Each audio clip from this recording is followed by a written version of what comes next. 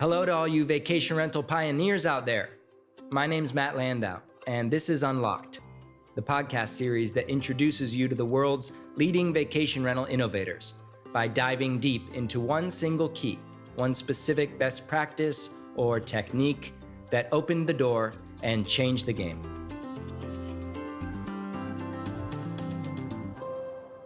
Jeff Jensen's someone I'd call a virtuoso. He's the CEO of Utopian Luxury Vacation Homes, but maybe more tellingly, he's a serial entrepreneur. Jeff was running a lawn mowing business back when he was 15, then eventually became an investment banker and raised a ton of money. But through it all, Jeff is a student of scale. He builds things so that they grow. And interestingly, his unlocked tactic, the thing that has allowed him to scale and grow to 240 properties in 9 markets with Utopian, reverts back to the actual opposite.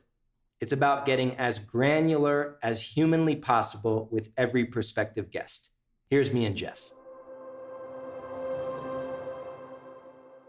Describe to those listeners who aren't fortunate enough to be here with us what this actual vacation rental is meant to be. You bet. This vacation rental is a unique one. It's called the Parkite, and it was originally a mall on Old Town Main Street in Park City. And the developers came in and rebuilt it with these really high-end, high-scale condominiums that sit above these top-of-the-line retail stores down below. And so you can go in there and buy high-end clothing right in the basement, basically, of where you're staying. And it's proximity to Main Street. You're right on Main Street. You couldn't get any closer. They're high-end luxury units, anywhere from 2.5, and I say 2.5, 2 bedrooms with an optional room, up to the penthouse that range in price from $2 to $6 or $7 million. So they're super high-end. And sitting right behind you is just this beautiful kitchen where I've been working most of the afternoon. After I went snowmobiling in the morning on preparing a final dinner for the last evening of our shoot, Vicenzo Place here in Park City. And it's been an incredible couple of days. I wanted to thank you for hosting us. Your entire team has been on deck and just amazing with their professionalism. And today I wanted to talk a little bit about something that I've now heard in between the lines of our conversations for a while now. And it has to do with personalization. And it would be fair to say, I think, that personalization might be the most precious asset or strength that exists in hospitality today. I think so. Absolutely. I think getting to know your guests or your clients and customers is paramount to creating just an exceptional experience for them, because the more you know about that guest, what they like, what they don't like, what they drink, what they eat, you can personalize and customize that experience for them so that it really elevates them to a world-class experience, which is what our goal always is. And I'd like to get as detail-oriented as possible here. We are talking about personalization after all. From the very, very start, what is the goal? Well, actually, let's back up a tiny bit. Describe to me the way that you have envisioned the customer service within the Utopian family. Okay. What happens from the moment someone inquires? What am I receiving as a guest that is designed to help you understand and then act on my requests and preferences? You bet. So the first thing you get is a dedicated concierge to you that is there for your every need, both before you get there, during your stay in the home, and once you leave, and hopefully come back with us the next time. And so that concierge builds a folio that's customized to your stay that includes all of your desires. Do you want transportation from the airport? What about massage therapists? Do you need ski rentals?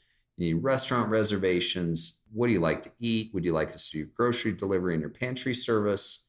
I'm allergic to dairy. Yep, absolutely. And how are they learning that information?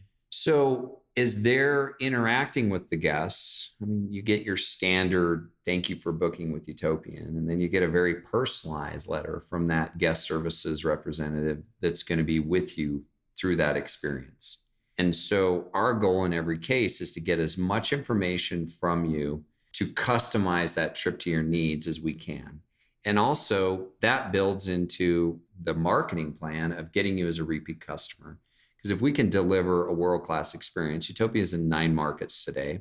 And if we can deliver on your experience here, and we also know that you like to go to Hawaii in the middle of winter because you want to get out of the doom and gloom of Chicago, then we're all about it. We're going to customize this trip. We're going to make the experience such that you want to join us in Hawaii. So it's fair to say that the more you know about this prospective guest, the better, because that will allow your concierge team to get creative. How do they go about actually gleaning this information? Is it blatantly asking someone a question, or is it somehow interpreting what they're saying? Well, the first piece, where they're from, we know that. We've got that in their booking information. And as we're in discussion with them, because we're one-on-one talking to them, building this folio for them, we're asking them questions. Do you like to read a newspaper every day? Okay, great. Which paper would you like to read? This is on the telephone? This is on the telephone, Okay. and it can also be an email. Okay. But we have put together a list of questions that we try to drag out of every single guest. That range from where did you go to college, to what newspaper did you read, to when is your birthday, to where do you like to travel, to do you have a second home, where did your wife go to school, and how many kids do you have? Okay, how do you do this without sounding creepy? You can incorporate it into a lot of the questions as you're building their folio, because you're building their trip for them. As a concierge, you're building this custom world-class experience for them. So as a result of that, we're asking those questions. This is part of gaining our knowledge and building their folio. And I'm not going to say you can get there on the first trip to our 50 to 70 questions in every instance, but we try every time to get to at least half of those questions answered. I incentivize my concierges and guest services team to roll with these questions and try to get as much information as they can every time. And it's the same kind of concept that you would expect from a hotel of the world. The hotels of the world, that's their job, is to find out about their guests so that they can appeal to them, they can market to them, and they can get them back as repeat customers. And how do you incentivize? We incentivize them by the question. So every question that they get answered, they get a financial reward, and it's a nice bonus on that guest stay. Is that almost like saying that this piece of information about this guest is valuable to my organization as an asset, and I'm going to compensate you for that? Absolutely. I'd like to take a quick moment to share a little vignette that I keep coming back to. And it's the vacation rental movement like a parade that's coming through town. As independent owners and managers, we can either jump in and join the action, or we can watch it pass by. And as you can hear from this conversation, joining in on the parade means innovating, adopting new technology, and doing things that haven't been done before. This podcast would not be possible without the support of Point Central, a company that epitomizes innovation. Their property automation services like smart locks and smart thermostats allow us to focus on the highest value jobs, in the process delivering a more seamless experience to the people that we work with. Head over to pointcentral.com/VRMB to learn more. That's pointcentral.com/VRMB. Thanks to the Point Central team for their leading role in our proud vacation rental parade. Now let's get back to the show. So I'm building this folio, and I actually had the pleasure of interacting with Junior, and we got to share with him a little bit about what we want to do, and he went about just crafting all these wonderful things. So he must have been taking copious notes. When you have a complete folio in place with as many of these questions as possible, how do you then actually put it into action? What do these concierge folks do? Is it totally creative, and do you just give them like a budget and say, run with it? Or is there a protocol about that? So the great thing about the way we built our business is I try to keep it really simple. And so our brand promise to our homeowners is ROI. And our mission statement is a world-class experience for all stakeholders. That includes I like that. the owner, the team that's supporting that owner, our employees, our vendors, all of the support staff that we have to have there. and then it ends with the guest. So what I've told the guest services team is, and we empower them. That's always been something that I don't delegate. I empower my team to make decisions. And as long as they're making decisions that are consistent with the brand, ROI for homeowner, world-class experience for the guest, they pretty much have free reign to use that information to create that world-class experience with the guest. So give me an example. So an example would be a guest that likes to read the Boston Globe or the LA Times. They don't expect that newspaper when they're here because they're in Park City, Utah. But guess what? In one of our homes, you're going to get it. You might get it only 2 or 3 times when you're in the house, but we're going to go that extra mile with you and deliver on that thing that you like or what you like to do. And that's something I wouldn't even need to ask that question. I just look where they live. Absolutely. I could glean that. So you don't explicitly need to ask questions in interrogation style in order to be able to do. Give me another example, something that a concierge would do for a guest that would wow them. You bet. So in the process of discussing with them where they're from, how many kids they have, the ages of their kids, where they went to school might be one. We might find out that a husband and wife went to rivalry schools, whether that's in Utah, University of Utah, BYU, or they went to Yale and Harvard or Princeton. Yeah. And so they can do something. We do a gift basket for every guest. We spend money on this. And as a rule, we haven't customized those gift baskets historically. But now that we've implemented this plan, we've said, okay, your gift basket can now be customized. So if you want to throw in a Yale hat and a scarf from NYU, feel free. And don't go overboard to the point where it seems creepy. Like what would a creepy example be? Oh, I would say that you could take this too far. If you did too many things in a guest first stay with Utopian, you know all about them. You've stalked them on social media, which is really easy to do these days. They could get a little creeped out by that. So we want to temper that to the point where it doesn't seem creepy, yet it's personal. And the next time they come back, because as long as we delivered on their experience, they will be back. We can make sure that the next time we get that next step with them. This sounds great. And it actually sounds like something that almost plays into the hands of the smaller proprietors out there because they have fewer clients to obsess over, for lack of a better word. How does this actually hit your bottom line? What does this mean for your repeat guests? Give me some statistics. We had our top agent for the month, Heather, has a 97% repeat customer per number for the month. And that's a huge number. So how does it translate? Well, we all know that if we're paying for third parties or channels to give us leads that lead to bookings, we're having to pay for those. The cheapest guest you have is a repeat customer. So at the end of the day, if you can get the data, if you can deliver on the service, do some little touch that's special that makes them feel like you cared, you went the extra mile and delivered on service, then they're going to come back as a repeat customer. And those are the cheapest customers for us all to have. So I'm going to try to summarize what I just learned, both for myself and for our listeners.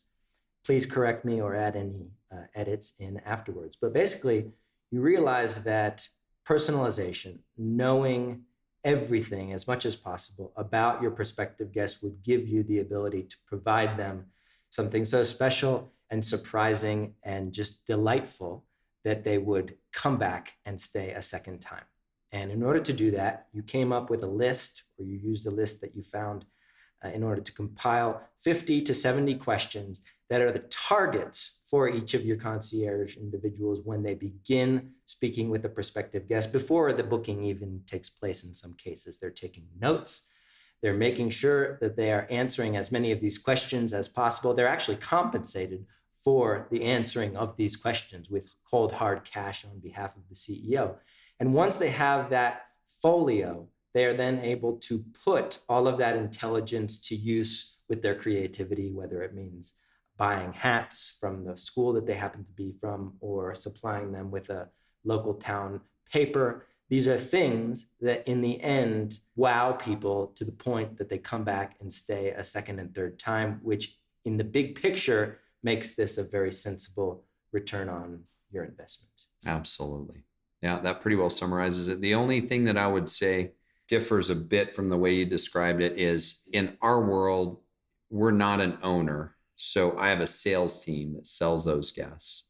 And so the sales team is the first piece of this. And then the second piece is where it goes to our guest services team post the sale. Gets passed over. And yeah, so what the sales team does, they're collecting this data as well, and they're putting it into the system as notes on that guest. So they're trying to find out what they're here for. How many people in their group? What are the ages? What's the mix? Is it multi-generational deal? Is it 3 different families that are staying in this home? So the sales team starts it off and puts all that data in on that guest and really begins the process. And then the guest services team or the concierge takes over and picks up, reads the data. Okay, now they know where they're from, how many people, what the ages are. They have a basic understanding, and now they reach out to that guest and they really create that customization. I've been watching a lot of hotel executive, big hospitality executives talking about this kind of personalization. This is something that any of us can do. Absolutely. As an individual homeowner, you're much easier doing it than a guy with 20 properties. And he's still trying just to keep up with his 20 properties. He doesn't yet have enough revenue to hire people. Like, you got to get to 50 to 60, 70 properties before you can bring on concierges and make it economically work. So yeah, as a single homeowner, it's easier for them to do than it is the guy with 5 to 10 or 20. And so I would say that they can absolutely do it and learn about their guests and get to know their guests, customize their stay. And that all leads to either A, repeat customers, or B, referrals. And that's what we live on. That's this business. Jeff Jensen, thank you. Matt, thank you for coming, and team. It's been awesome to have you guys this week, and we've had a lot of fun. And you've had some great experiences. You've got to experience Park City. So again, thank you. And we look forward to continuing this journey. And to close, just a quick reminder of who made this episode possible. It's Point Central, the property automation experts of our industry. Head over to pointcentral.com/VRMB to learn more. And when you use that page, you'll become eligible for free HVAC analytics, which tells managers when the HVAC starts to misbehave before our guests get upset. This also makes property owners happy by taking care of the problem before it becomes too expensive. And if you're feeling cheerful, please also consider writing us a quick review in your podcast app. We read every single one of them, and we pass them along to our esteemed guests. This industry is growing up quickly, my friends. This industry is unlocked.